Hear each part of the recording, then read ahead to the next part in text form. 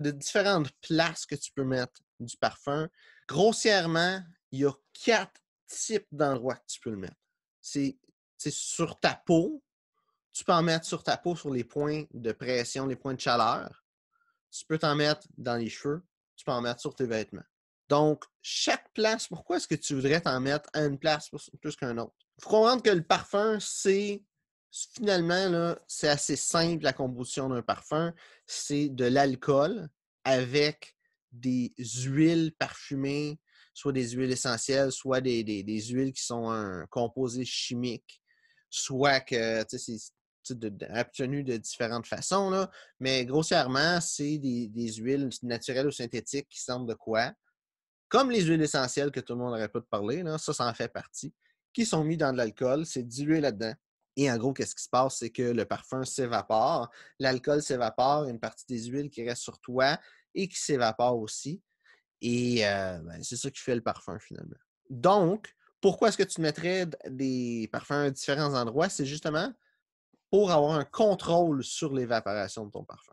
Là, je ne vais pas entrer dedans les notes de base, les notes de cœur, les notes de tête, les notes de cœur, les notes de fond. Je ne vais pas entrer là-dedans dans les détails de les différents degrés d'évaporation. Ce que je vais te dire, c'est que tu vas avoir des parfums qui vont évaporer plus vite, qui vont sentir rien plus rapidement, et d'autres que ça va prendre beaucoup de temps avant qu'ils arrêtent de sentir. Fait que ça, c'est une première chose à savoir avec ton parfum, de savoir comment vite, comment longtemps qu'il dure. La meilleure façon de savoir ça, c'est de l'essayer, d'en mettre et regarder combien de temps que ça dure. Maintenant, pour les 4 places où ce que tu peux mettre du parfum, les points de chaleur qu'il y a en arrière des oreilles ici, qu'il y a dans les poignets, à l'intérieur des coudes, techniquement en arrière des genoux aussi. Tout ça, c'est des points de chaleur. C'est sûr qu'il y en a que je vais manquer, là, mais grossièrement, c'est où ce que les vaisseaux sanguins sont plus proches de la peau. Donc, ça, vu que les vaisseaux sanguins sont plus proches de la peau, ça fait en sorte que la chaleur de ton sang va être plus proche de ta peau. Qu'est-ce que ça fait, ça? C'est que ça diffuse le parfum. Ça l'aide à s'évaporer plus rapidement. Et en s'évaporant plus rapidement, ça va faire en sorte qu'il va sentir plus autour de toi. Le mauvais côté de ça, c'est qu'en mettant ça dans tes points de chaleur, vu que ça s'évapore plus rapidement, ça va faire en sorte que le parfum va durer moins longtemps. Puis, tu sais, chaque parfum, ça va avoir un effet différent. Tu sais, comme je donnais ces 2 exemples-là, si tu ne connais pas les 2 parfums, lui, il ne tient pas beaucoup, lui, il tient super longtemps. On parlait de 3 heures au total versus à peu près 12 heures. 12 heures, c'est une affaire de malade, là. Mais 3 heures, c'est bas. Tu sais, d'habitude, c'est entre 3 et 5 heures. Fait que 3, c'est le plus bas des parfums commerciaux, là. Mais tu veux savoir, tu veux connaître ton parfum un peu. Est-ce que tu veux qu'il sente plus, qu'il sente moins?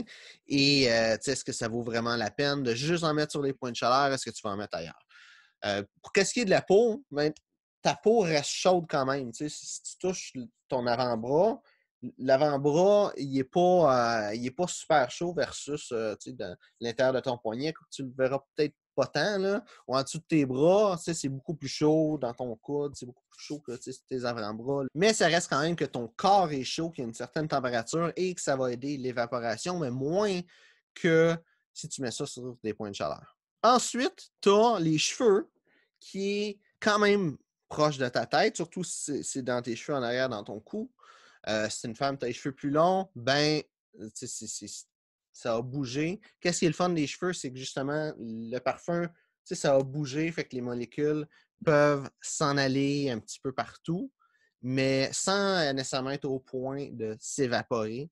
Et le parfum, ça tient beaucoup dans les cheveux. Puis dans tes cheveux, c'est relativement en arrière de toi parce que c'est pas sur le top de ta tête, il faut que tu en pries, c'est plus dans ton cou puis dans tes cheveux dans le bas. Là.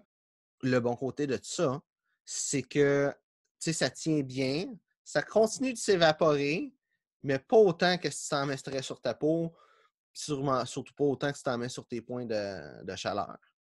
Et finalement, tu as les vêtements.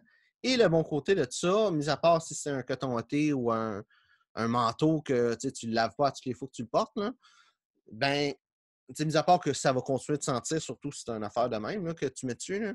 Un bon côté de ça, c'est que justement, c'est que la tenue est bonne.